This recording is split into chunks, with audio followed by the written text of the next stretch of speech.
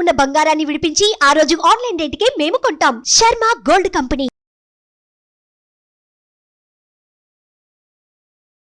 నమస్తే, welcome to Suman TV. నేను మీ యామిని. ప్రస్తుతం మనతో ఉన్నారు ప్రముఖ ఆధ్యాత్మికవేత్త జ్యోతిష రత్న కోనాల భాగ్యలక్ష్మి రెడ్డి గారు ఉన్నారు. అమ్మతో మాట్లాడి మనకున్న సందేహాలను అడిగి తెలుసుకుందాం. అలానే ఈ మే నెలలో 12 రాశుల వారికి ఏ విధంగా ఉంటుంది ఈ విషయాలు కూడా అడిగి తెలుసుకుందాం. నమస్తే అమ్మా. నమస్తే అమ్మా. మే నెలలో అసలు వృశ్చిక రాశి వారికి ఏ విధంగా ఉంటుందమ్మా? అలానే వాళ్ళకి సంబంధించిన పరిహారాలు కూడా మాకు తెలియచేయండి. తప్పనిసరిగా అమ్మా. ముఖ్యంగా ద్వాదశ రాశుల వారి గురించి చెప్పుకునే ముందు మొట్టమొదట మనం చేయాల్సింది ఏమిటంటే కనుక ఈ మాస ఫలాలు అంటే 1/5/2024 నుంచి 31/5/2024 వరకు ఈ మాస ఫలాలు కార్యక్రమంలో మార్పులు చేర్పులు ఉంటాయి. గ్రహాల యొక్క ప్రయాణాలు ఉంటాయి. ఆ ప్రయాణాల గురించి తెలుసుకున్నాక మనం ద్వాదశ రాశుల వారి గురించి మాట్లాడుకుందాం. మొట్టమొదట మనకి మే 1వ తారీఖున గురుడు వృషభ రాశిలోకి ప్రవేశిస్తున్నాడు. ఆ తర్వాత మే 11వ తారీఖున బుధుడు మేషరాశిలోకి ప్రవేశిస్తున్నాడు. తర్వాత చూస్తే మే 14వ తారీఖున రవి వృషభ రాశిలోకి వృషభ సంక్రమణం జరుగుతుంది. ఆ తర్వాత మే 19వ తారీఖున శుక్రుడు వృషభంలోకి ప్రవేశిస్తున్నాడు. తర్వాత మే 31వ తారీఖున బుధుడు వృషభంలోకి ప్రవేశిస్తున్నాడు. అందువలన ఈ యొక్క గ్రహాల యొక్క గతుల వలన ద్వాదశ రాశుల వారికి ఉండేటటువంటి యోగాలు, మంచి అద్భుతమైనటువంటి అదృష్టాలు, వీటిలన్నింటి గురించి మనం పరిశీలిద్దాం. ముఖ్యంగా వృశ్చిక రాశిలో ఉన్నటువంటి విశాఖ 4వ పాదం. ఆ తర్వాత చూసినట్లయితే కనుక మనకి జ్యేష్ఠ, అనురాధ కూడా వృశ్చిక రాశిలోనే ఉంటాయి. అయితే ముఖ్యంగా ఏమిటంటే కనుక చంద్రుడు చూస్తే ద్వితీయంలో ఉన్నాడు వృశ్చిక రాశి వారికి. ఈ వృశ్చిక రాశి వారికి చూస్తే అర్ధాష్టమ శని నడుస్తుంది. ఆ తర్వాత చూస్తే పంచమంలో బుధ, రాహువు, కుజుడు. వీరి వలన ఏంటంటే కనుక కాస్తంత ఎవరితో అయినా సరే అంటే ఇంట్లో తల్లిదండ్రులు, తండ్రికి కొడుక్కి మధ్య వాదోపవాదాలు, కాస్తంత డిస్కషన్స్ అయితే జరుగుతూనే ఉంటాయి. తర్వాత షష్టమంలో చూస్తేనేమో శుక్రుడు, రవి, గురుడు. అయితే గురువు 1వ తారీఖున మారబోతున్నాడు, అంటే సప్తమ స్థానానికి మారుతున్నాడు. అందువల్ల కాస్త వీళ్ళకి అంటే ఏంటంటే గురుబలం కొంచెం పెరుగుతుంది అని చెప్పొచ్చు. 180 డిగ్రీలతో చూస్తున్నాడు కదా, బలం పెరుగుతుంది అని చెప్పొచ్చు. తర్వాత ఏంటంటే కనుక ముఖ్యంగా 11th హౌస్లో చూస్తే కేతు ఉన్నాడు. సరే, వృశ్చిక రాశి వారికి కిందటి మాసం కంట ఈ మాసంలో వచ్చి ఈ మార్పులు చేర్పుల వలన ఏ విధంగా కలిసి వస్తుందనే విషయాన్ని మనం పరిశీలిద్దాం.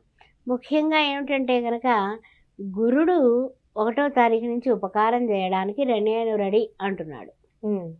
అందువలన అమ్మయ్య, మనం ఇప్పటి వరకు గడిపింది ఒక ఎత్తు, ఇక ముందు గురువుగారి దృష్టితో మనం బాగానే ఉంటాం సుమా అనేది హ్యాపీగా గుడ్ న్యూస్ కింద మనం చెప్పుకోవచ్చు.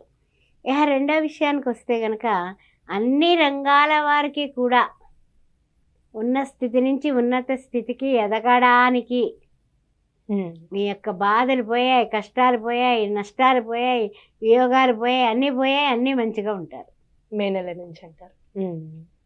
అంత మంచి మార్పులు కనపడుతున్నాయి. వృత్తుల్లో ఉన్నా, రియల్ ఎస్టేట్ రంగంలో ఉన్నా, రాజకీయంగా ఉన్నా, పాత్రికేయ మిత్రులైనా ఎవరైనప్పటికీ కూడా ఏ రంగాల్లో ఉన్నప్పటికీ కూడా అభివృద్ధి సాధించగలరు అనే విషయాన్ని మనం చెప్పుకోవచ్చు. తర్వాత ముఖ్యమైనటువంటి విషయం ఏమిటంటే కనుక కొన్ని అంటే ఏంటంటే కనుక విద్యార్థులకి ఉన్నత విద్యా అవకాశాలు పెరుగుతాయి. విదేశీయానం కూడా డెవలప్, వీళ్ళు ప్రయత్నం చేస్తే వెళ్ళిపోతారు. ఆ విషయంలో కూడా గుడ్ న్యూస్. తర్వాత రెండవ విషయం ఏమిటంటే కనుక ఇంకొక ముఖ్యమైనటువంటి విషయం, అంటే కొంతమంది అంటూ ఉంటారు కదా, పట్టిందల్లా బంగారం అంటాం. ఆ విధంగా కలిసి వస్తుంది వీళ్ళకి మే నెలలో. భార్య పరంగా భర్తకి, భర్త పరంగా భార్యకి కూడా కొంచెం బాగుంటుంది అన్ని విధాలకు కూడా. తర్వాత ముఖ్యంగా ఏంటంటే కనుక వివాహ ఉద్యోగ ప్రయత్నాలకి మాత్రం అనుకూలమైనటువంటి పరిస్థితి. అందువల్ల ఏదైనా ప్రయత్నం చేస్తే వివాహాలు ఓకే అంటే ఏమిటంటే ఇది మరి మూడాలు కదా అని అనుకుంటూ ఉంటారు కదా, కానీ కొంచెం కాస్త మించి మాట అయితే కనుక జరుపుకోవచ్చు. ఎక్కడన్నా బయట అన్నా సరే, ఏ గుళ్ళోనో ఏ గోపురంలోనో అన్నట్టు మీరు కలుసుకొని చక్కగా మాట్లాడుకోవచ్చు. ఆ విషయంలో ఏం పర్వాలేదు. ఆరోగ్య సమస్యలు ఉన్నాయేమో. ఆరోగ్య సమస్యల దగ్గరికి వస్తుల్లోకి ఏంటంటే కనుక ఇప్పుడు కలిసి వచ్చే కాలం వచ్చినప్పుడు ఏ విధంగా ఉంటుందమ్మా, అన్నీ బాగానే ఉంటాయి కదా. అందుకని చిన్న చిన్న అనారోగ్య సమస్యలు తప్ప ఎక్కువ ఏమీ లేదు.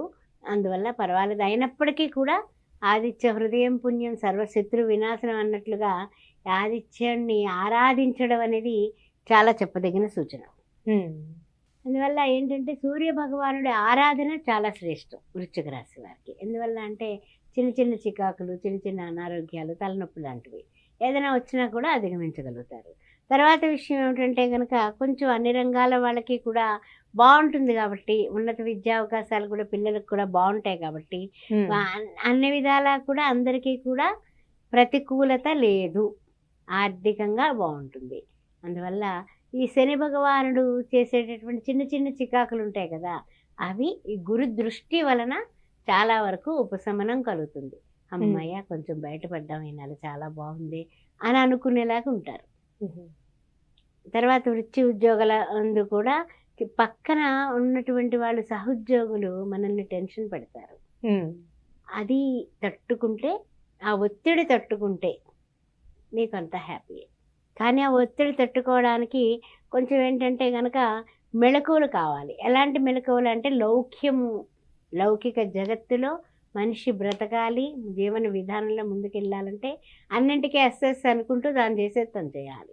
అలాంటి లౌకికం ఉంటేనే బ్రహ్మాండంగా రాణిస్తారు. అలానే ఇప్పుడు కోర్టు సమస్యలు ఉన్న వాళ్ళకి ఏ విధంగా ఉండొచ్చమ్మా మే నెలలో? కోర్టు సమస్యలు ఉన్న వాళ్ళకి కోర్టుకి ఎలాగా సెలవులే కాబట్టి పెద్ద దాని గురించి మనం మాట్లాడుకోవాల్సిన అవసరం లేదు. అయినప్పటికీ కూడా పరిస్థితులు బాగానే ఉన్నాయి కాబట్టి సుముఖంగానే ఉండే అవకాశం ఎక్కువ కనపడుతుంది. మీ రాశి వారికి ఎలాంటి పరిహారం చేసుకుంటే మంచిదమ్మా? ఎలాంటి చేసుకోవాలి? ఈ రాశి వారికి ముఖ్యంగా ఏమిటంటే కనుక ఈ 7th హౌస్కి వచ్చినటువంటి గురువు గారికి సంబంధించి గురు బ్రహ్మ, గురు విష్ణు, గురుదేవో మహేశ్వర, గురు సాక్షాత్ పరబ్రహ్మ తస్మై శ్రీ గురవే నమః, శివాయ గురవే నమః శివారాధన చేయడం 100% బాగుంటుంది. దక్షిణామూర్తి స్తోత్రాన్ని వినడం చాలా మంచిది. ఆ తర్వాత ఇంకా ముఖ్యమైనటువంటి విషయం ఏమిటంటే కనుక కొంచెం ఇంట్లో కూడా ధనాభివృద్ధి కూడా జరగాలి కాబట్టి లక్ష్మీ అమ్మవారిని ఆరాధిస్తే అన్ని విధాలా యోగదాయకంగా ఉంటుంది. ఎవరికైనా పేదవాళ్ళకి గురువారం నాడు భోజనం దానం చేయండి. చాలా చక్కగా తెలియజేశారమ్మా, ధన్యవాదాలు. శ్రీమాత్రే నమః. సుమన్ టీవీలో మీ పర్సనల్ అండ్ బిజినెస్ ప్రమోషన్స్ కోసం కింది నెంబర్కి కాంటాక్ట్ చేయండి.